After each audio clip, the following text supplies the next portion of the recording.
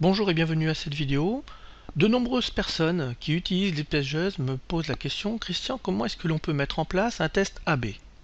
Je vais vous montrer comment est-ce que je pratique. Vous voyez que j'en ai déjà un en place. On le voit avec le visuel qui se trouve ici. Je vais dans Edit. Nous nous retrouvons sur la page que j'ai créée. Nous voyons test original et test variation 1. Ce que je veux, c'est une variation 2. Add new variation.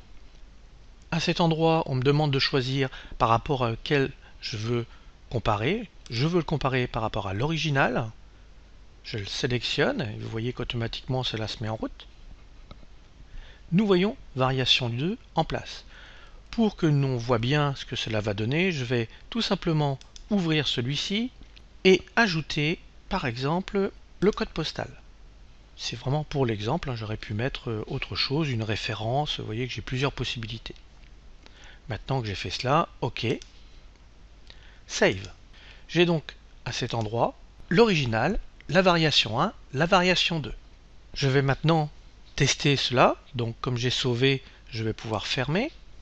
Je récupère le lien, copier, et je vais aller dans navigation privée. CTRL V pour coller le lien, entrée. Voilà, ça s'ouvre, le bouton est là, je clique dessus, prénom, courriel. Parfait. Là, nous avons l'original. Fermé, je ferme la navigation privée, de nouveau je rouvre la navigation privée, coller, entrée, le bouton apparaît, je clique dessus, là j'ai la variation 1, puisque je n'ai que le courriel, je n'ai plus le prénom. Je ferme, j'ouvre de nouveau la navigation privée, coller, entrée, le bouton apparaît, je clique dessus et nous voyons maintenant apparaître le code postal. Cela fonctionne, j'ai bien mis en place ce que je souhaitais. Je vais retourner dans cette partie Edit et je vais aller supprimer la variation que je viens de mettre parce que je n'ai pas l'intention d'avoir 3 variations différentes. L'original plus 2 variations. Je reviens, je clique sur variation 2, c'est-à-dire que j'ouvre la page de la variation 2. Je suis bien là et là je vais pouvoir aller la supprimer. Delete variation. OK. Nous voyons qu'il n'y a plus que l'original et la variation 1. C'est parfait. Je sauve pour être certain de ce que j'ai fait et je vais pouvoir fermer et continuer.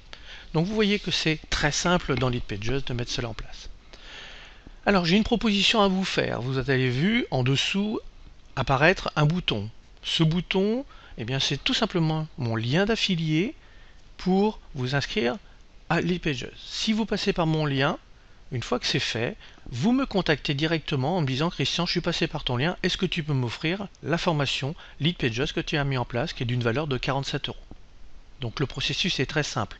Vous cliquez sur le lien qui se trouve en dessous, vous vous abonnez à Lead Pages avec mon lien d'affilié, et moi en retour, eh bien, je vous offre la formation que j'ai créée sur Lead Pages et toutes les vidéos qui viendront à suivre sur le sujet. Merci à vous et je vous souhaite une très bonne journée.